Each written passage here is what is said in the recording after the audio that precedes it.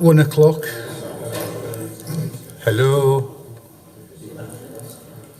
We're ready to go. We're on telly now.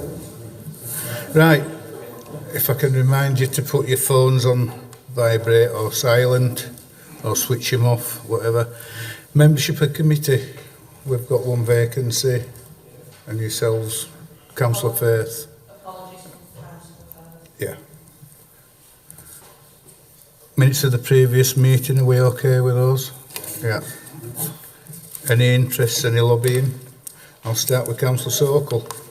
Councillor Patterson? None. None, Chair. None, Chair. And I've none also. This is a meeting done in public. We are webcast, so best behaviour. When we get to the item at Batley that we went to this morning, we have got some yellow papers, so we may well end up going into private session, which that case the chamber will be emptied and then come back. Item 5, any public questions? No questions. No. Number 6, deputations, petitions. No.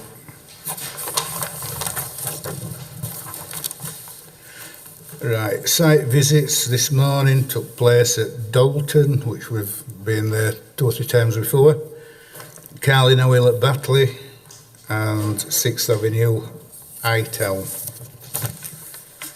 Appeals, David. Thank you, Chair. Just one to update committee of. This is an appeal that relates to a reserve matters submission for residential development submitted on the 6th of August 2018 at Land off Lancaster Lane in Brockholes. The appellant was Mr. W. Johnson. The proposal was to erect 9 detached dwellings on a triangular piece of land between Lancaster Lane and New Mill Road. The site rises steeply, as members will probably recall. The outline came to Strategic Committee, as did this reserve matters submission. The outline was granted in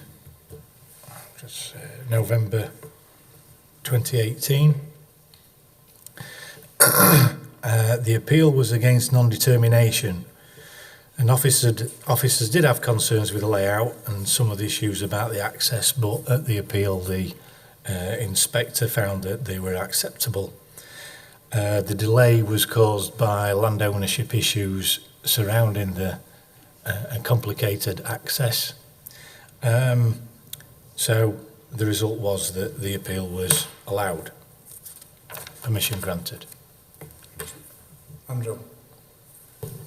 Thank you, Chair.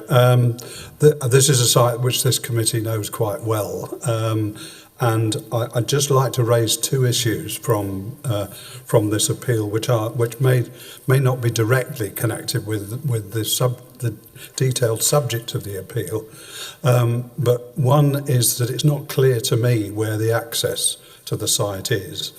Is it off the other new development further down, or is it straight off New Mill Road? I think I know the answer to that, but I'll. And the other one is I looked at the schedule of conditions that are appended to the decision, and it's not clear to me how runoff from the site, which, as you have stated, is really very steep, how that is going to be controlled, and I would have thought, although I could be wrong, that you can deal with that at outline stage. So I'd just like to clarify how runoff on a very steep site like that is going to be controlled, and the other question that I had as well. Through you, Chair. Access, whilst we haven't got a plan of the layout before us, access was to the southern point. So it's through the existing residential development as opposed to a new access onto New Mill Road, given the gradients, as you've mentioned. In terms of flooding or drainage, let's say, I presume there was a condition on the outline. I would have to check, and in the normal matter I would come back to you on that, but I have got those details in front of me at the minute.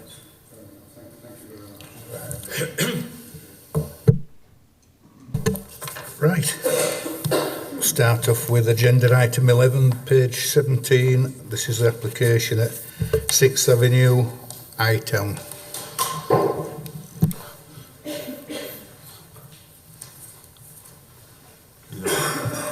You know who you are.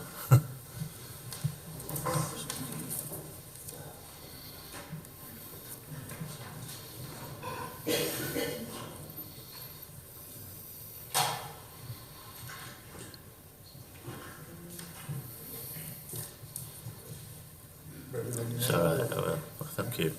Thank you, Chair. My name's Bill Toppin. I'm case officer for this proposal, and this is one you visited this morning. You drove through the Windy Bank estate and stopped in front of 6th Avenue here to look at the site. A bit of background. This is one of a number of sites across the district that are included in the Small Affordable Housing Sites programme as part of the Council's Big Build programme that was launched in the back end of 2018. The Small Affordable Housing programme is designed to maximise affordable housing delivery on these council-owned sites, which housing to be provided by registered social landlords and at an affordable rent, addressing the shortfall in affordable housing and the type of affordable housing. This is one of the sites, obviously, that is in the Liversedge and Gummersall ward.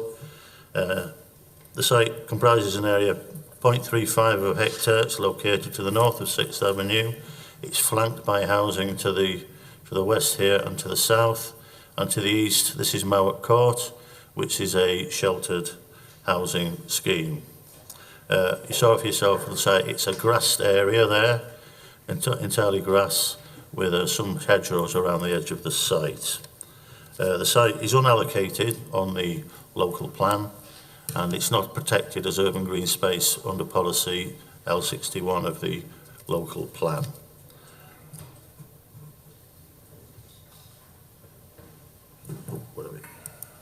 Full permission is sought for the erection of 10 bungalows, 3 one-bed and 7 two-bed. These will be a mix of detached, semi-detached and a terrace of 4. Access is taken off 6th Avenue. Once into the site, this will be an access way private court with turning at the top there. There are 2 parking spaces for each unit, and there is also an electric charging point associated with each unit. All of the bungalows are retirement bungalows for over 55s at a affordable rent. They're built to lifetime home standards.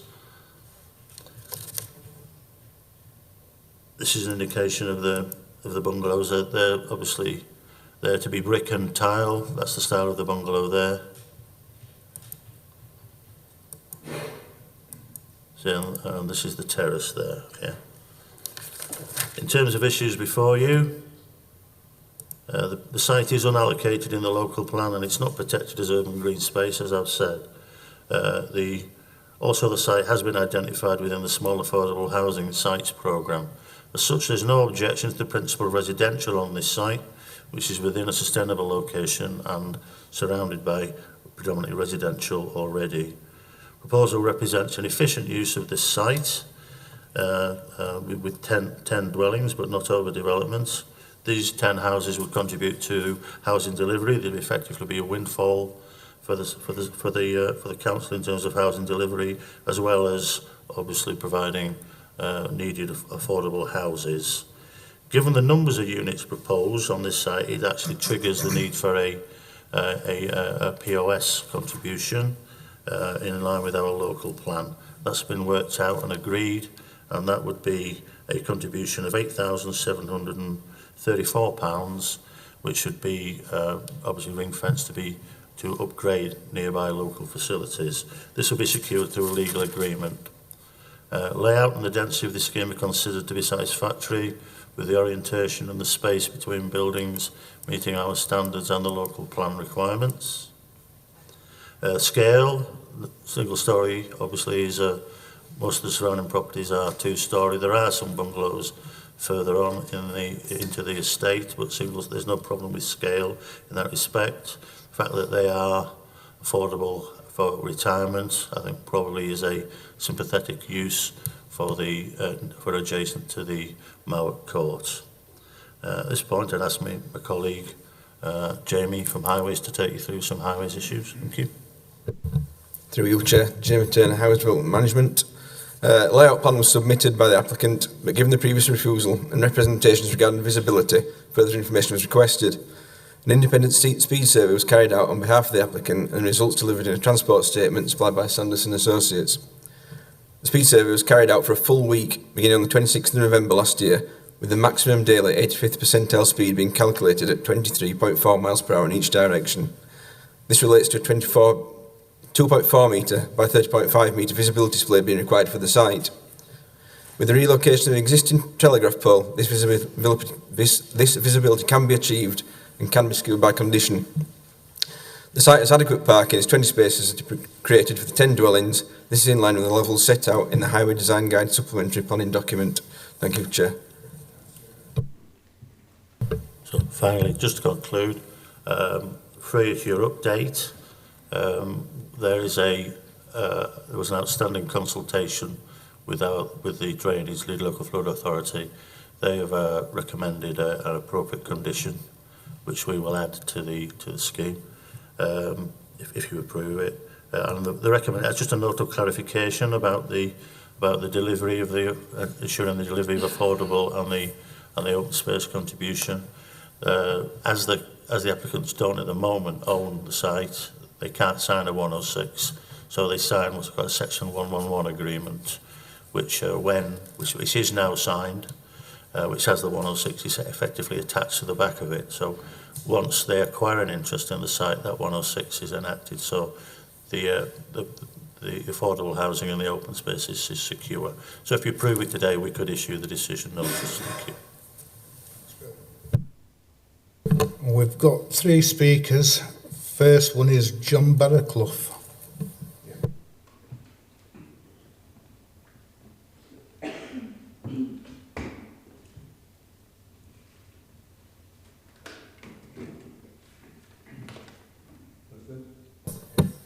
Hello.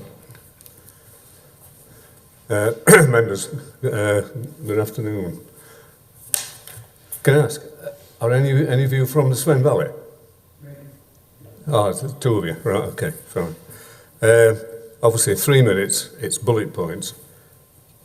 This area is, I fully understand where everybody's coming from with this social housing situation. This is has become a social area. It's been cleared of prefabs since, 30 odd years, as far as I'm aware, because I used to live in one of them. It is now a social area for that estate. Now, the estate, there's touching 1,100 houses on that estate. There are only 3 exits and egress and entrances to that whole estate. This is the only green space on that estate, the only one. Now, get your head round 1,100 houses. That's a big, big area. So it has become a social area. People use it, kids play football on it, and actually, from my point of view, it wants changing to a social area rather than, unfortunately, building on it.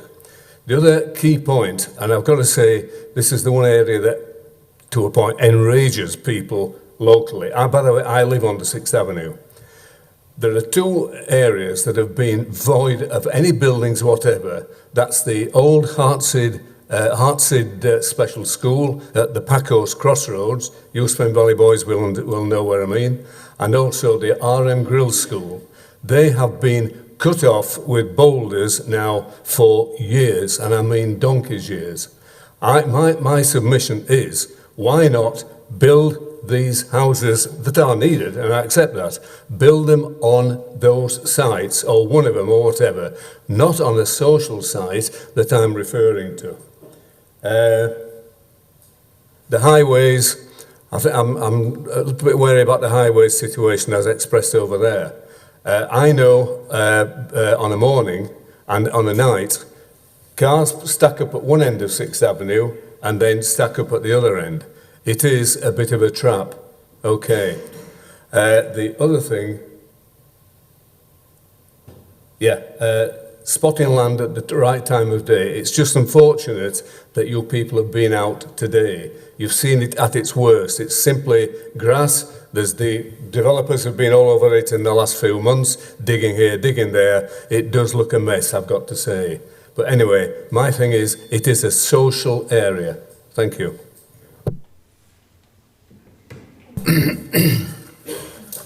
Next is Harry Jervis.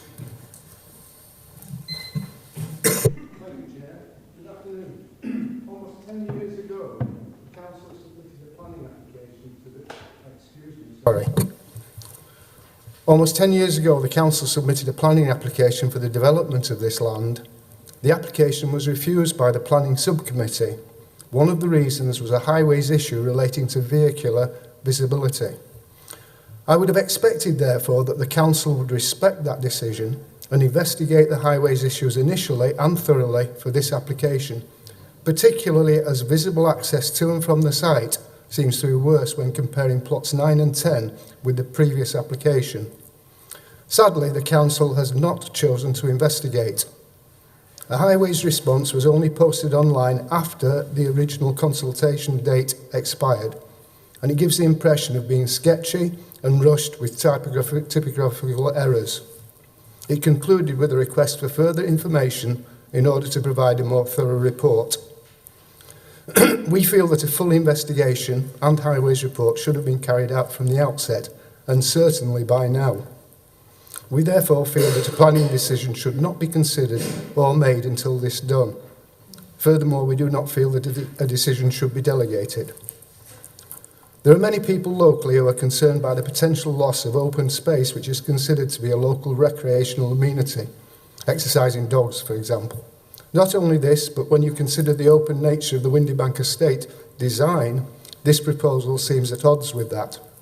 For example, houses on the estate face each other across streets, a reasonable distance. Some residents of Mowat Court will be affected and look out directly onto walls and roofs. I believe that the council has failed to have effective and meaningful consultation and to provide adequate information to enable a planning decision that is unaffected by the pressures to provide additional housing, which I'm sure you all feel. This is not just about trust, mutual respect and integrity, it's about getting things right. No doubt the idea behind this application is laudable, but the way it has been dealt with is not. The planning subcommittee 10 years ago had reasons for their decisions, which should have been fully investigated in relation to this application. No doubt you are already aware of the furore generated 10 years ago, largely because of the insensitive way that the application and the consultation process was handled by the council. I am very disappointed, therefore, that the council appears to have not learnt from that experience. Surely it's in everyone's best interest to work together, to cooperate, and have a consensus of agreement. After all, we should have an interest in preserving Kirklees Council's reputation. Please, therefore, defer this application. Thank you, Chair.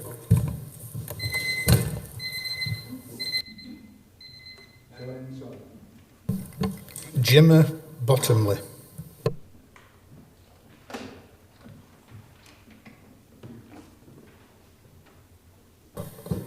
I'm speaking as the agent on behalf of Johnny Johnson Housing. As Bill said, this proposal is part of a small Kirklees strategic housing delivery over 8 sites, providing around 150 affordable homes. Johnny Johnson are part of a consortium that Kirklees have selected to deliver these sites, 2 of which have recently had approval. We have recently had approval on in Mirfield, and they were well received for the provision of much needed accommodation for over 55s. Johnny Johnson are a non-profit organisation dedicated to offering high-quality homes for independent living. The proposals are for 10 lifetime home bungalows which can be fully adaptable in the future if required. While the site is not assigned in the local plan, it has been identified as a small affordable housing site in the Kirklees Big Build scheme September 2018. We have worked closely with Kirklees Planning and have had many consultations with key departments to develop this fully compliant elderly housing scheme. To pick up on a few of the specific items brought up in representation by local representatives, overlooking distances for the scheme are fully compliant with planning policy. Habitable rooms of the bungalows will not impact on private amenity space of surrounding properties, as the windows will be located below the boundary treatment. Although the site is in a green area, we have been advised by Kirklees that there are plenty of open recreation spaces in close proximity, and a financial contribution has been agreed, which will now be used to improve the existing open space in the vicinity. A highways consultant is on board, who produced a comprehensive transport statement and carried out an extensive traffic report. They deemed the application to be compliant with Kirklees Highways Design Guide, and Kirklees Council have no objections. This is a much needed sustainable development which will deliver affordable housing in the area, especially for affordable rental for retirement.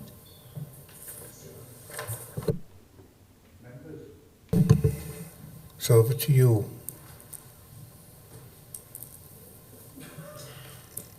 Andrew, number one. Thank you, Chair. Generally speaking, looking at this application, looking at all that's written about it, it does seem to me to be an excellent scheme.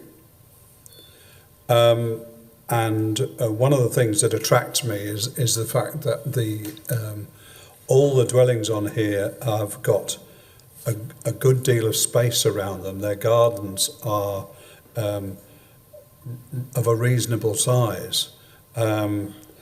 Just because somebody gets older doesn't mean to say they can't have a garden and can't actively use it. So I think that's a really good part of the scheme, frankly. Yes, it is unfortunate that this is a piece of green space that is being proposed for development. But I will point out that it is not designated as a green space. It might be a green space, but in planning terms, it's not protected in that sense. And actually, given the way the scheme is laid out, I think there will still be quite a bit of green space in the scheme, and it will, in terms of the biological aspects of the site, I don't think will be of so much detriment. I haven't looked at the conditions, but I do think that these parking spaces should be permeable so that they can drain and not have the problem that you get with tarmacked or concreted surfaces, that the runoff is too fast. The only thing that I find disappointing is that the local people have said that the consultation wasn't up to much. Now I don't know because it's not in my ward, but if there is any evidence that is the case, that a proper consultation was not carried out, then one of the representatives is quite right. We ought to defer it to make sure that has happened. But I do know that the local ward members have been consulted, and I would probably say to the local people that it's then up to the ward members to ask the people most affected what they think about it. So I will leave making a proposal until other people have spoken, but I do think that we've got a good scheme here that should deserve support. Chair, I like this scheme because this is a retirement bungalow for over 55. I remember we used to have quite few retirement bungalow in Kirklees, but recently we're not building many over 55s, yeah? And this scheme even have been accepted by the Spen Valley Civic Society I know they say they are a bit different as a design they didn't like, but they accepted there is a need for that, yeah? Other thing is, the gentleman said this application was refused in year 2010, but that time he was officer recommended was still to approve it, but it was subcommittee, but from that time it was 12 number bungalow, now they reduced to 10, so it's 2 gone, yeah? It will make a big difference for parking facility and others, yeah? So, Councillor David Hall, which is local councillor, he asked for on the transport statement, the officer have provided that this provided transport statement, and there is no objection of that. So, I would like to move officer recommendation to approve the application. Thank you. Thanks, Chair. Yes, I mean, I like the look of the scheme overall, and yes, we do need bungalows, particularly lifetime bungalows for older people, and I do know Johnny Johnson to be a good registered landlord. But I have just got 2 questions. One is about the sight lines, because I'm looking at the plans, I'm just a little bit concerned that, and I know we're looking left, but the 3 car parking spaces in front of the bungalows, if 3 cars were parked there, would they obscure the sight line a little bit? And but also, could you tell us a little bit more about the the traffic management survey that was undertaken in terms of speeding or numbers of cars, etc.? Through you again, then, Chair. Yeah, as you can see, the blue line, well, there's a visibility split. It doesn't cross the 3 parking spaces, so it wouldn't have an effect if cars parked on there. They're probably 5 metres deep, whereas a large family car is probably at the most 4.8, so even that line is probably a bit of a belt and braces. In terms of the speeds, the transport statement that was produced, obviously I think from the start, to go back to the beginning, so the consultation process is consultation process for us as well, so obviously we get something in, all the plans are produced, and if there isn't enough information, then we ask for more, which is what's happened in this instance. Transport statement was produced, including an independent speed survey that came back, as mentioned, the 85th percentile speeds on the busiest day, or the day the highest speeds recorded was the 23.4 miles per hour, which is how they've produced the visibility displays. They were actually lower on every other day, and had they just sent in the weekly, not average, but 85th percentile again, then they wouldn't have had to produce as long a visibility display. So again, they've gone over and above normally what we would ask for in that respect as well. They've provided the parking, as I say, works out at 2 per dwelling, no, it's not 2 per dwelling, and they also gave us swept path analysis of a large refuse vehicle accessing and exiting the site in a forward gear. So they really just give everything we asked for in that second section of consultation. Thanks, Chair. Sure, just a comment on that. It's just if those cars were an obstruction, it just seems to me within the plan there is actually still room to move the bungalows back slightly, so that there could be better visibility. But that's all. There is room to move all of those 4 bungalows back without another couple of feet or so. But anyway, that's just sorry. There was just another question I wanted to ask. I've forgotten, and that was about materials. I mean, I'm quite happy with the look of them. I mean, the brick and the grey slate or whatever it is. But if I remember rightly from this morning, Mowat Court and other bungalows further up the road were not in brick.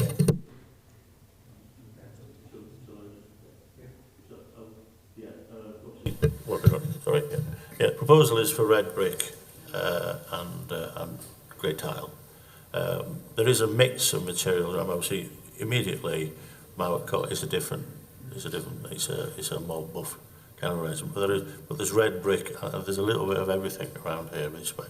So, but I mean, if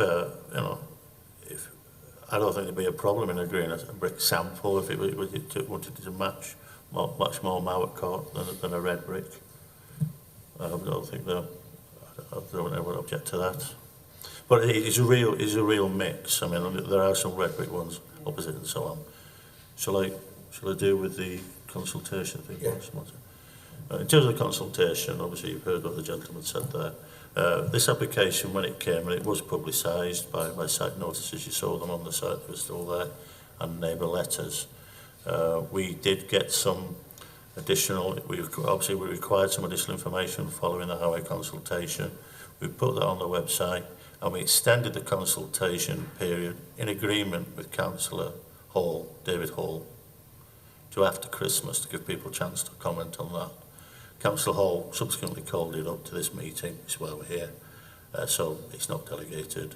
So I think that the consultation on this goes back beyond. Obviously there was pre-app, and when this is one of the sites that were being considered for small affordable housing, there was consultation with all the ward councillors whose wards were affected at that point. And as the members have had a chance to turn up and obviously speak their piece. Thank you very much. Thank you, Chair.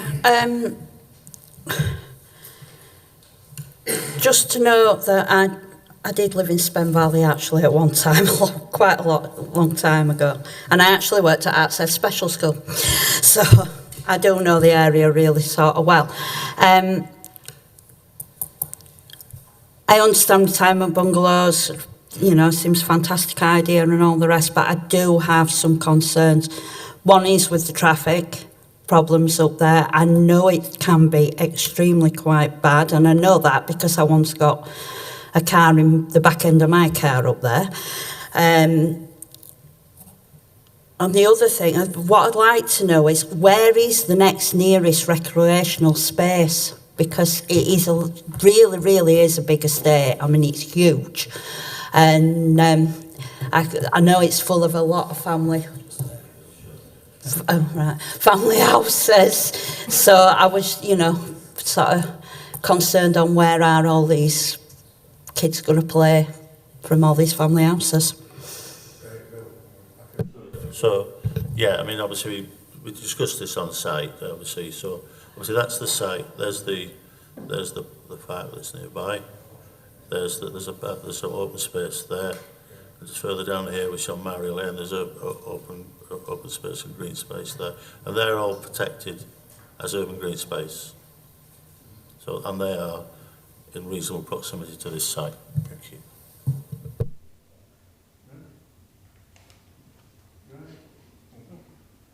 I must say, I won't going to say it, but I'm going to do. I was reading objections last night, and I have never seen such poor objections in all my life. You're taking an area away for cats. It's not. We can't refuse planning for bloody cats walking round. People shouldn't have gardens, apparently, if you're over 55. Noise. It just falls down. I think they're ridiculous objections. It's exactly what it wants, is that area. Bungalows for over 55s. What could be better? So Moan has moved it. I'll second it. Those in favour, please, sure. For, against, abstain, one abstention. So that application is carried. Next, page 27. Bill again. This is where we've been quite a few times. It's Crossley Lane at Dalton.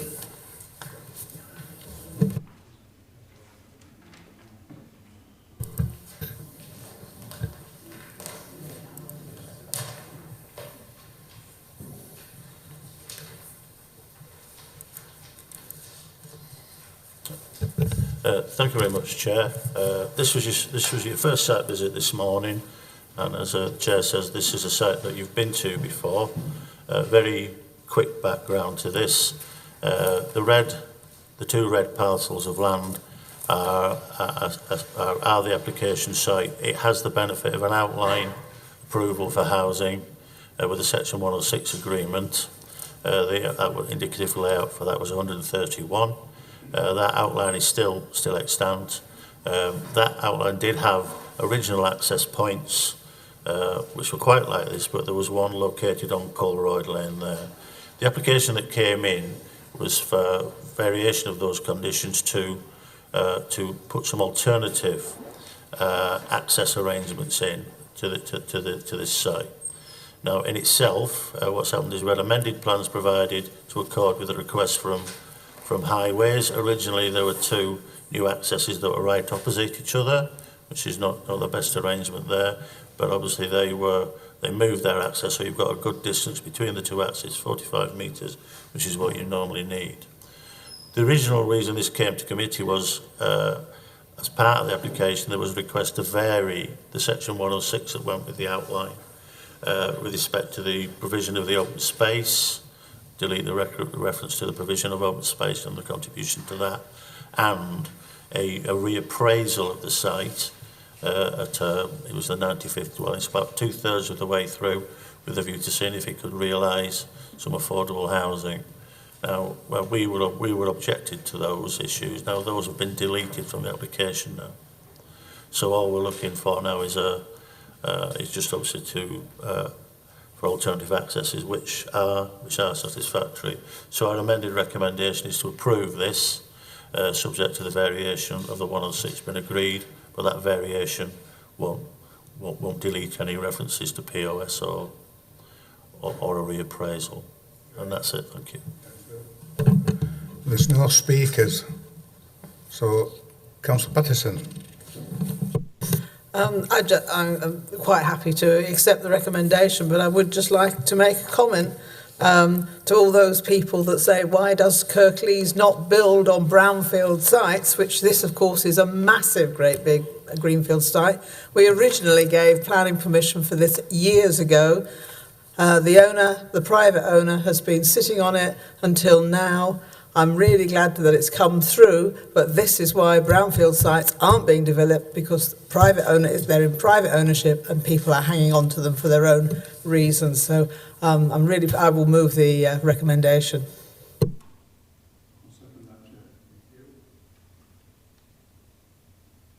Right. Any more? I've got to say, I totally agree with Carol. I mean, I think today was his third site visit in last few years. Yeah. So I'm being moved by Councillor Patterson, seconded by Councillor Pinnock. Those in favour, please show. 5-0. Thank you. Next item, page 37. This is Carlin Hill at Batley. It's, please.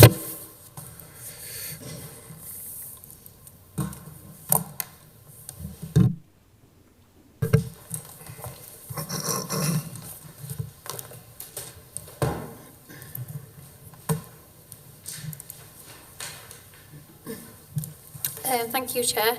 My name is Liz Chippendale. I'm the case officer for this application. The application is brought to Strategic Committee as a position statement in order to gauge members' opinions and feedback on the proposed development. The application relates to the partial demolition of the former Batley and District Cottage Hospital to convert the retained building to 20 apartments and the erection of 20 dwellings to the north of the site. The proposal includes a mixture of 1, 2 and 3 bed apartments and 3 and 4 bed semi-detached and detached dwellings, accessed via the extension of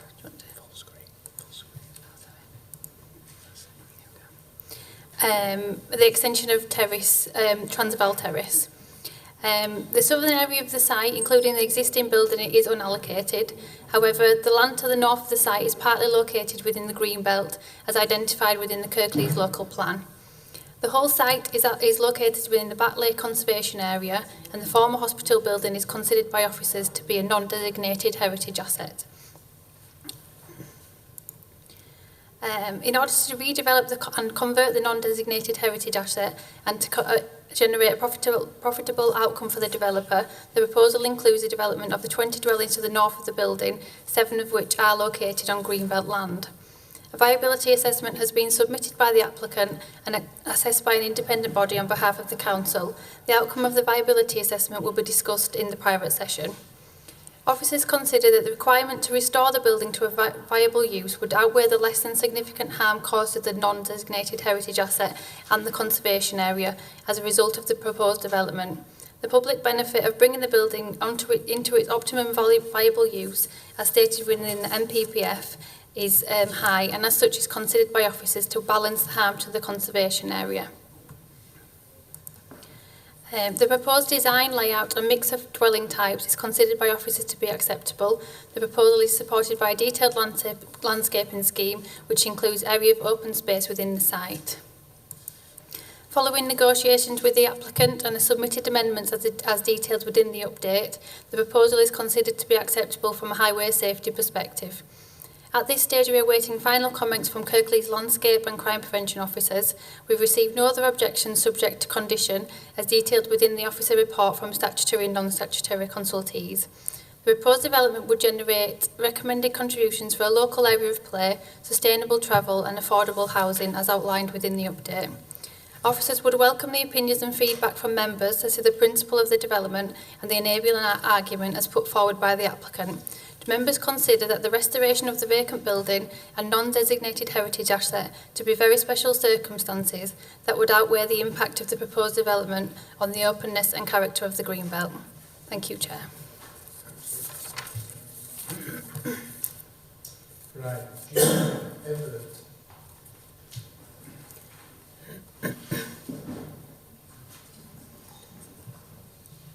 So, Chair, I don't have any sort of speeches, so I was just answer any questions that Billy has got there for us. If there's any questions that you want to direct towards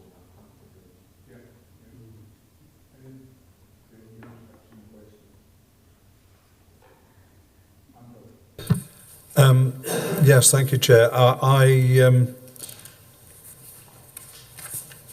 In some of the papers, there is reference to a 40-unit scheme, which I'm not quite clear what that's about, because this is not 40 units. Oh, sorry, it's 40 altogether. And I just wonder. I'm sorry, Chair. I think we probably ought to go into private session because what I'm kind of thinking about is contained in that report. I mean, generally speaking, I'm quite in favour of this scheme because I think it helps the restoration of a valuable, not listed building, but one which plays a positive contribution to the local street scene. I don't think we should bend over. Well, perhaps we should bend over backwards, but we should go as far as we can in order to make sure that a scheme that helps the restoration of that is helped through the process. I mean, there are some issues, some of which are complicated by being financially sensitive. So I fear we may need. I mean, I'll defer to the chair, obviously. May need to do this in private session. So I don't know what other members think. Carol. I mean, yes, I think the comments I have got are on information that's contained in the yellow pages. I'm going to say there's one or two things I want clearing up, so I think we are better off moving up to the closed session. We'll go to the yellow papers. You okay with that? Yeah. Yeah.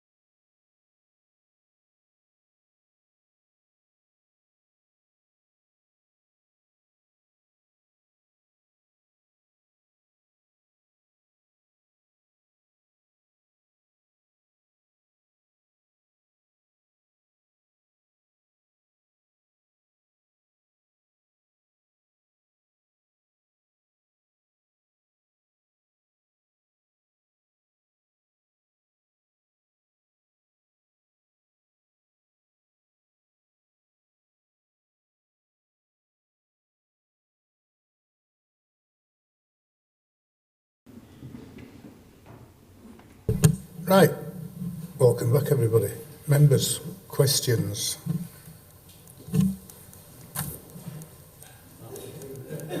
Ladies first, Carol.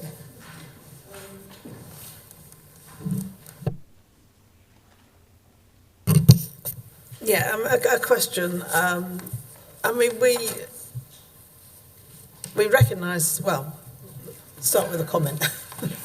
We recognise that the historical relevance of this building, and that to us almost is the most important thing. In terms of the whole scheme, I mean, it looks okay.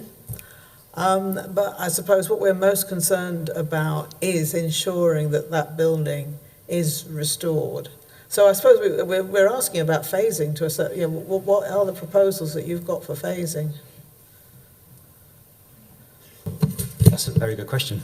And actually, I can't give you an answer, actually, but it's something we can come back to you with for the determination committee. So basically, what you're after is some guidance to ensure that the works to the conversion happen at a certain trigger point to ensure that the new houses aren't built and then the developer just walks away in effect. Yeah. So, okay, well, I can take the question away and we can work out how that would be phased and maybe come back to you with an answer on that, if that's okay. Just, I mean, that's our concern. Yeah.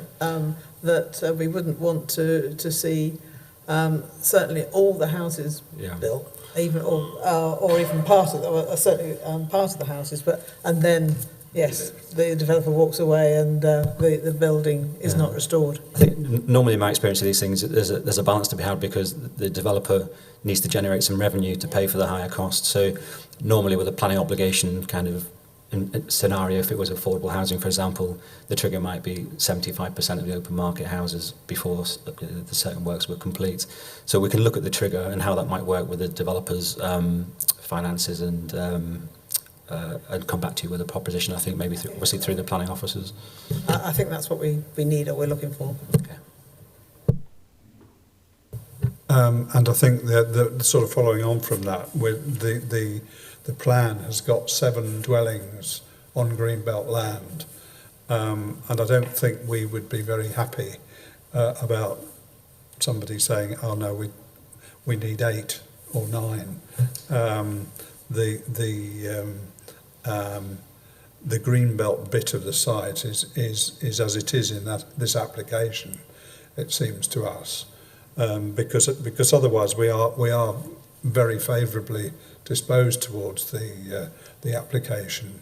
I think that's a fair way of putting it, but we need to be able to nail down all the details in it, so that we don't find people that there's sort of mission creep, that it becomes something else, because the other thing that I find attractive about the site and this application is that it's intended to be towards the upper end of the market, and I think that's given the area we're talking about, that's where it should be, provided, of course, that it's economically viable.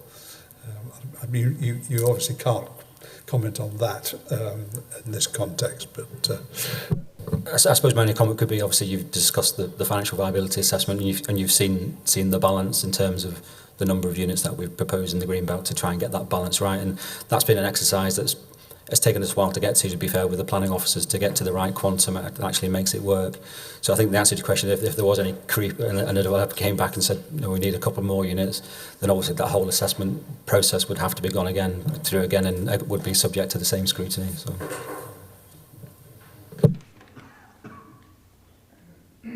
Any more?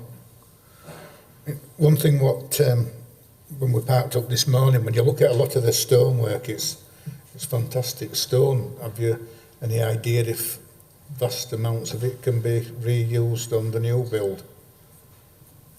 And that's a fair question, Chair, and I think we would certainly anticipate there will be some stone that could be reclaimed and be reused, because that would be, from both the cost perspective and the sustainability perspective, the best thing to do, really. Perhaps again, before we come back to you next month, we can perhaps try and quantify that in a certain way. As it might be that it's a condition, because I suspect in reality you're going to have to go through the demolition process, sort out what's good, what can be kept. But as a principle, I think that the applicants will be willing to enter into a good condition that said, as a principle, let's go for reclamation of the stone, let's reuse it in principal elevations where we can. But the detail of that is probably going to be during the construction stage, I suspect, really. So I think the answer to the question is yes, it could be done.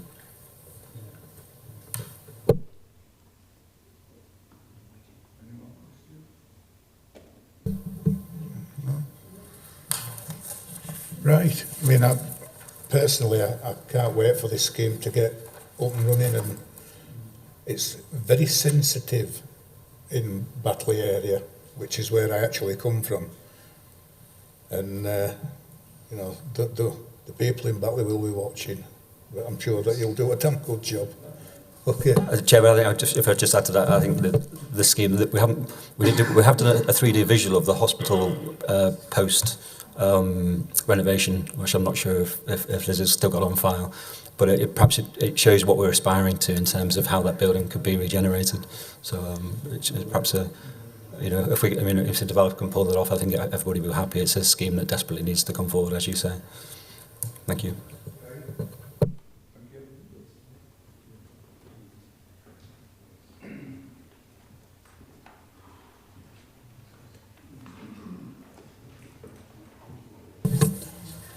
Right. Another pre-app for you. This is page 51.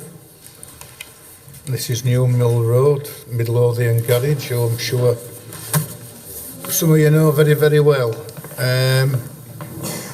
Bill.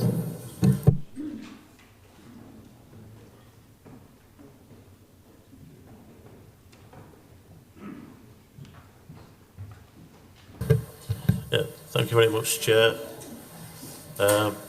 This is a pre-application inquiry that's come in from the people over there who've decided, with the agreement of the Chair, that we would present this to you at committee for your information and for any questions that you have. If I just there's not kind of formal arrangement for this, but if I just do a brief introduction to the site and the history of the site. You've been on this site before.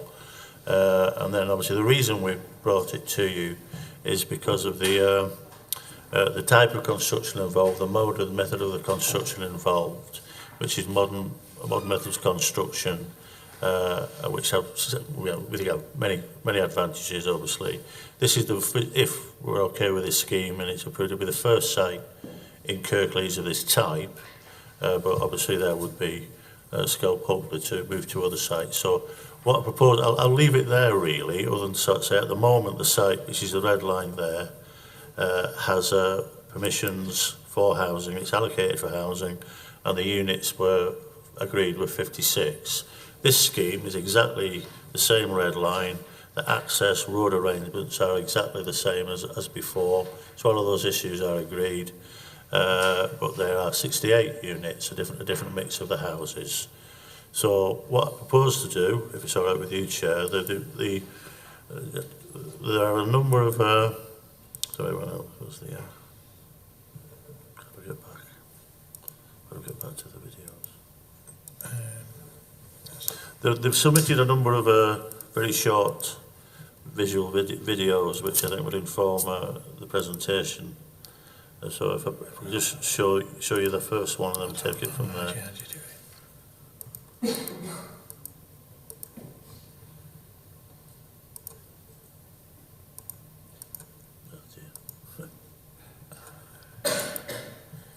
you end.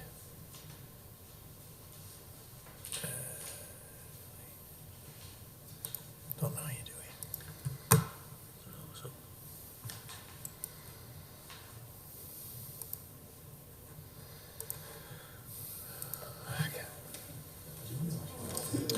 So,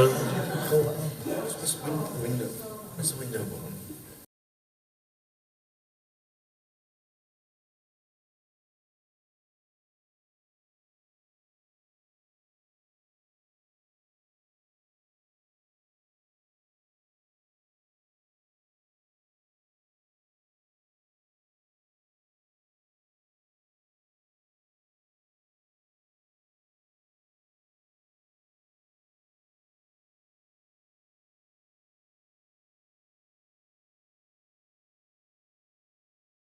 then I'll actually click on the In the meantime. video which takes you through this individual site, and then the other ones which will obviously inform the mode of construction. So, sorry about that, everybody. No problem. So, you Hi, and then allow me I'll to click on introduce right. myself. I'm Sean Fallon of Fallon Construction.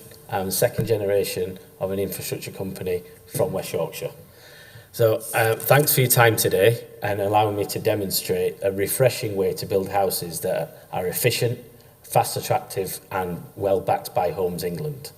So we've looked at various stalled sites and we find this site very appealing.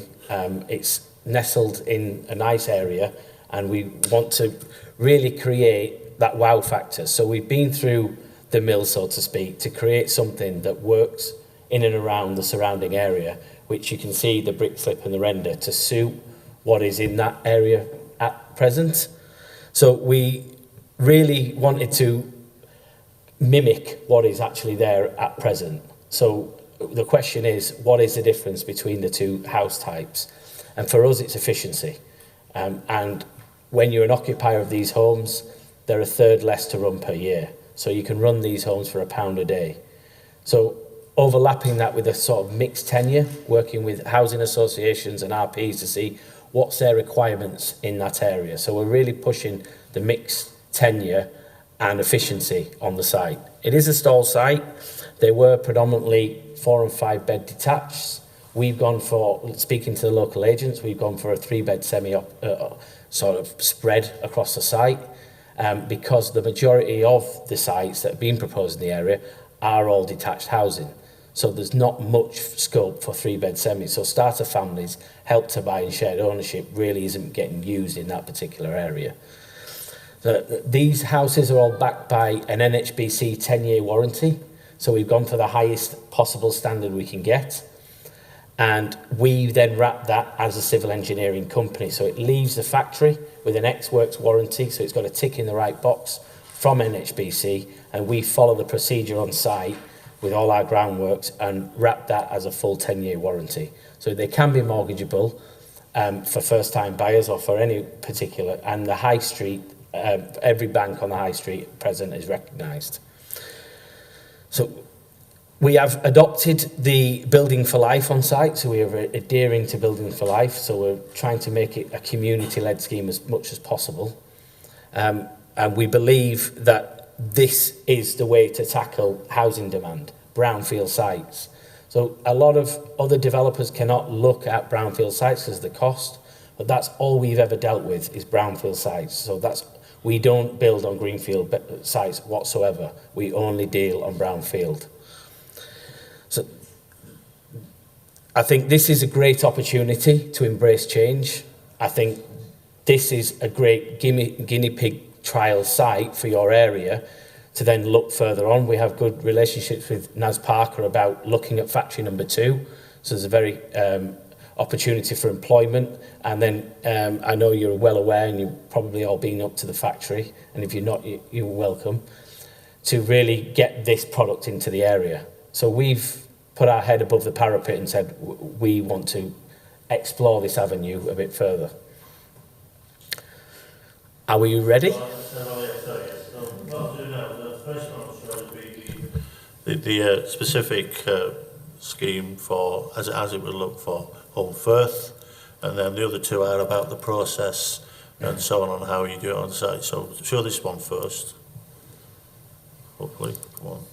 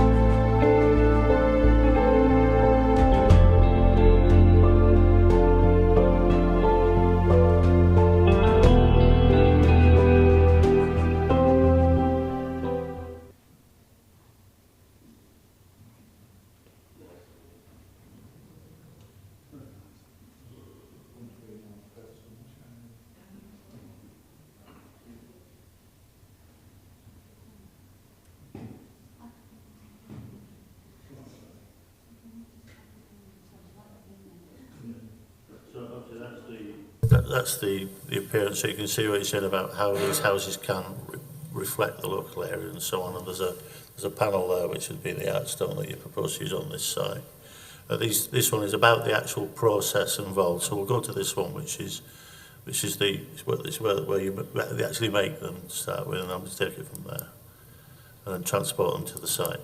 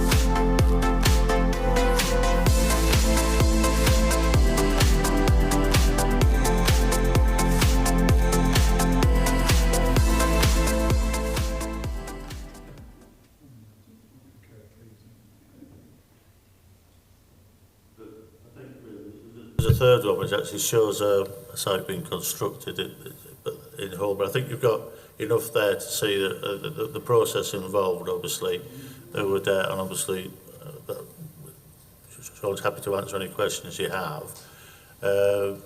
Obviously, the site should be prepared, and obviously they're manufactured and brought onto the site and craned onto the site. So, we obviously, there will be an application coming in this one almost straight away, where obviously we will be supporting this application in principle. But as I say, I think it's just a matter of, if this one takes, obviously there's all sorts of brownfield and stall sites across the district where this could be, and I think Councillor Pinnock knows of one. I think as does Sean, by the way. So that's why we've brought it, really. So it's an opportunity for you to ask about this. There's all sorts of benefits from it, apart from delivering houses to run quicker. In terms of our climate change aspirations, they're much more energy efficient and so on. But as I say, well, I'll let Councillor Pinnock ask his first question. Thank you. Thank you, Chair. Yes, well, without getting overexcited about it, I mean, this does sound like a really good scheme, and I'm not saying that just because you're here, but because building things off-site, making things off-site, and then putting them together on-site may well be the way to go to get the sort of volumes that we require. And certainly, if it works on this site, which is what are we talking about? 50-odd units. 68. 68, right. Well, there's a site in my ward which has got a capacity of about 200. Okay. Which I would willingly offer you. It's owned by Lead Sharp at the moment. Okay. And it's been stalled for I don't know how long. Okay. And local people complain about it. It's a bit more obvious than this Midlothian site, 'cause Yes. it's right on the roadside. Sorry, I'll get off that and go back to this site. It does seem to me that if all the issues that inevitably get raised during the planning application process to do with the nature of the site, the drainage and the subsoil conditions and all that, if that works, then I wish you well with this,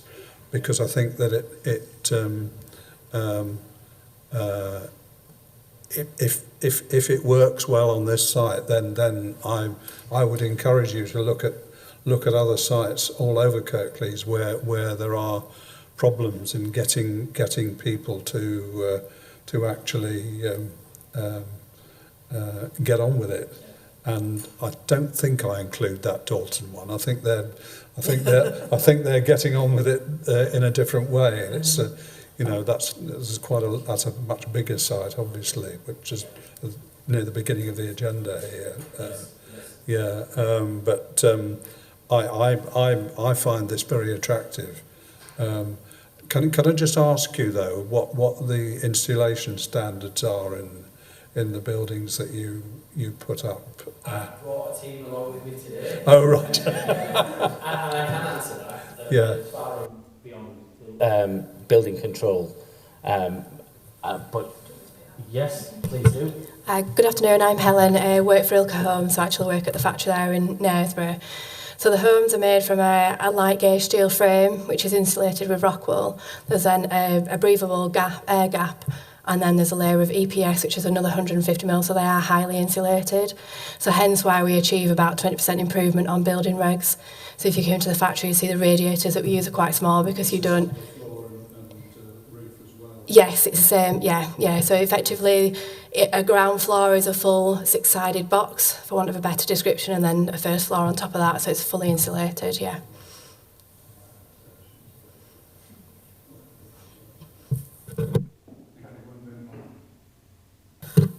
Yeah, I mean, yes, I'm not quite as excited, but I mean, yes, it is good to see this, yet again, a brownfield site, and I won't lay the comments that I made earlier at your door. I mean, it's a far more difficult site, I can see that, to develop, and I think also one of the attractions of the Madoff site, to me, and I'm making an assumption here, and perhaps we could...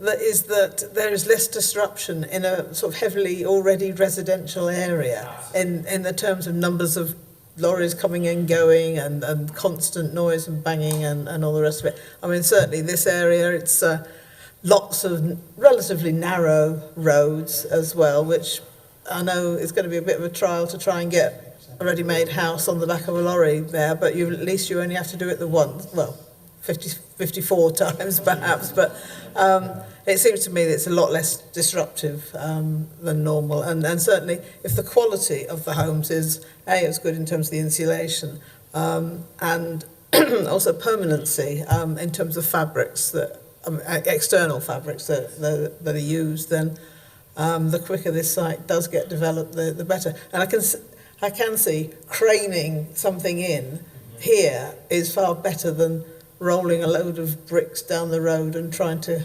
get, yeah. It is a refreshing way of developing, especially in difficult, tight spaces. And for me, it's all to do with the schools and the activity from any time after 8 o'clock.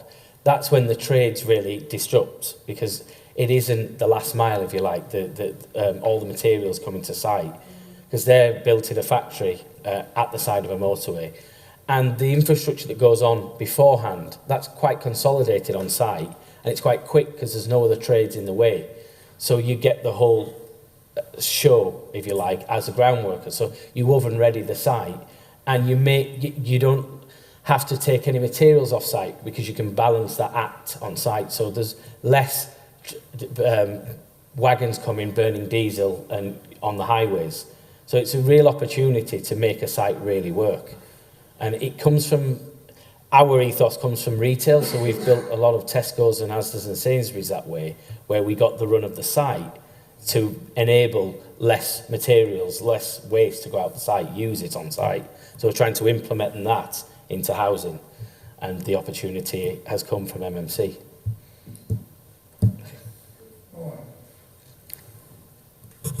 Yes, Chair.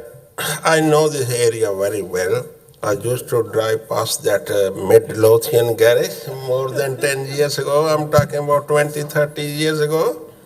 Since they closed down the Midlothian garage, the site was derelict, yeah? Then came in a Tesco supermarket. They put in an application, and they were unfortunately, there were a lot of opposition from local councillor and Parish Home Valley, I think, council. But on the committee meeting, I actually supported that Tesco application because I thought it might regenerate the area, yeah? It was looking derelict when they closed down the garage, yeah? But that time I did not see any problem. Even some traffic going, more traffic or big lorries, there was no problem. I used to drive my bus, big bus, double deck at that time, yeah? So we could not get the Tesco there. Then the housing application come here. Now 50, it was 56. We granted a planning application for 50. Now only my concern is this application for 64, now 8 more than before that. How would you accommodate that? It's because of the size of the houses that were approved last time. They were very big detached houses. So if you look at the floor space of a detached compared to a semi, and that's how the Ilford is a set portion and it's 2 semis, and normally it gives you a lot of space. So we've used green space quite amicably, and we've ended up with 68 units. So that is we've used it, and we've within the guidelines of the green space. So we've just kept within what we need to do, and it has fortunately brought the numbers up. And time again, when we look at these sites, that's what's happening because we're predominantly 3-bed semis. Yeah. So, Chair, I actually like the design of the housing and like the material they're going to use, half stone and then render. I think, to me, if we are not making any decision, I think actually I would like to see something happening like this application. Thank you.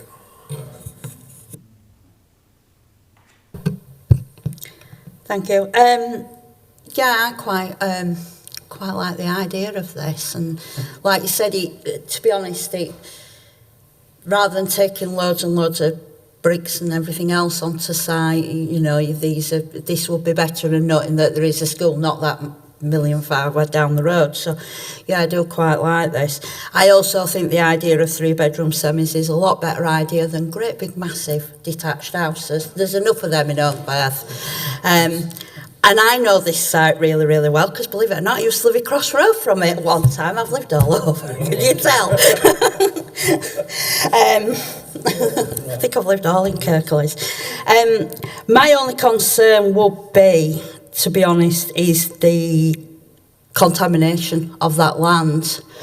I mean, I know there was a tip there at one time, and I would dread to think what is under there. So that would be my only sort of serious concern. Okay, well, I've brought the team with me today, and they'll have a little bit to say. But before they do, I would just like to say that we really look into brownfield sites and what you can do and the usage of it. So if we thought it wasn't for housing, we'd be looking for a typical Midlothian garage or a type of retail on it if we thought it wouldn't work. So that's Fallon from the outcome, but I'll let you speak to the team. Who'd like to take the first part? Okay.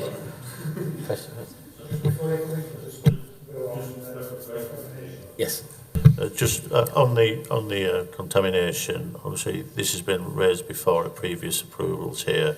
It is possible to remediate this site satisfactorily, and obviously there are conditions on that. There's been work done already. I'm sure it will be double checked and so on, yeah, with a view to it. And we would obviously require a remediation strategy to be put in and validated throughout the process. I mean, it polices itself, and if you don't do that, you can't build the houses. If you don't get confirmation from solicitors that it's been done, no one's going to buy them. So it's a valid point, yes, but obviously this can be made fit to receive the new, more sensitive end users, and that's absolutely right. In terms of the density, there's a bit of a history to this in the sense of the density. The original outline approval was for 56 and a care home. Yeah. So the density, well, a care home is obviously, but so, and then what happened was that the reserve matters came in just for the was for 56 units and the care home went away. So obviously raising itself to up to 64, now to 68, I think it's gone in. That in itself. So the difference in density, I know a care home is not the same as 8 houses, but isn't massive. But it does actually, the reason it's been done in a way that is probably quite sensitive is the mix of houses. I mean, you see there are quite a lot of 4 beds there, but there are also a lot of 3 beds and semis and like that. So I think, and that is just about on our 35 per hectare target. So I think, we have a side here, having said, showed anything, it shows that it is actually possible to deliver on difficult brownfield site 35 hectares at 35 hectare.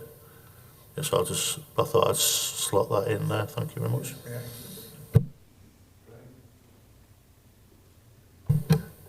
Good afternoon, I'm Andrew Kerslake from Eastwood and Partners. I shared your concern, to be honest, when we came across this site, probably best part of 5 years ago now. Since that time, and even before our time, there has been a very, very comprehensive site investigation done with a lot of testing to prove the levels of contamination that are in that tip. It was a tip from perhaps the 1920s all the way through to late 1970s, I believe it was. But because of that timeline, what material actually went into the tip tended to be sort of inert, so, you know, like your wood fire, ash. It's not modern domestic waste. There's not a lot of organic material. There's nothing horrifically, you know, chemically contaminated. The testing that we've undertaken has shown that, in fact, it's probably not even as bad as your average brownfield, you know, factory site, despite the fact that it is landfill. The levels that we've recorded, not significant. It can be remediated through standard methods. You know, you're talking sort of anti-dig layer, which we have proposed previously in a geotextile membrane, and a capping layer to finish the gardens off of clean material to give householders a usable garden. There is a slight gas problem on there, but again, houses can be fitted with measures to prevent gas ingress. So absolute standard practice, just a fully sealed gas membrane in there, vented subfloor voids as you would in most normal houses.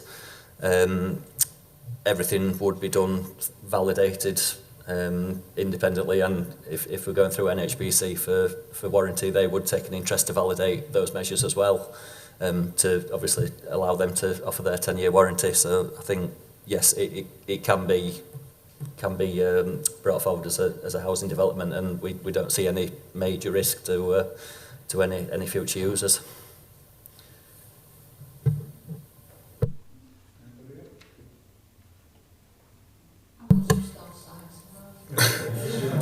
Just ask you, from land being prepared and trailers turning up with units on, Yes. from units being lifted off trailers and placed flat down, Yeah. how long are you looking for them to be, as the Johnson says, oven ready? How long is it for somebody to actually live in it? If we were allowed to get on site, it'll take us about 3 months to do the infrastructure. But that's 3 months to get the start of, and then we can start bringing them in every day. But then they need a 4-week zip up, if you like.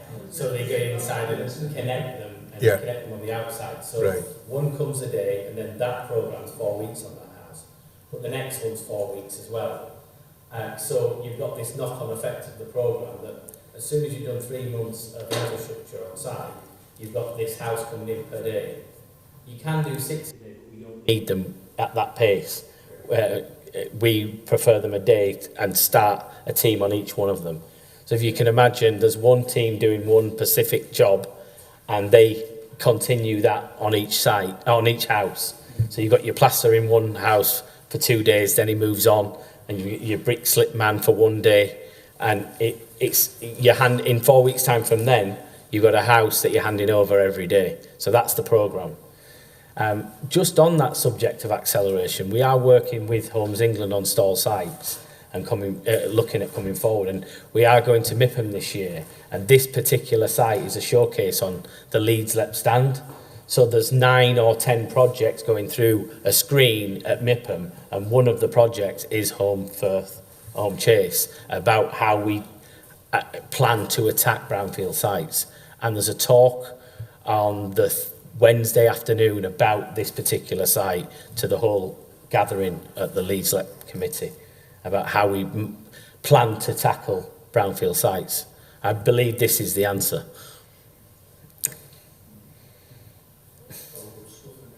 Positive, yes.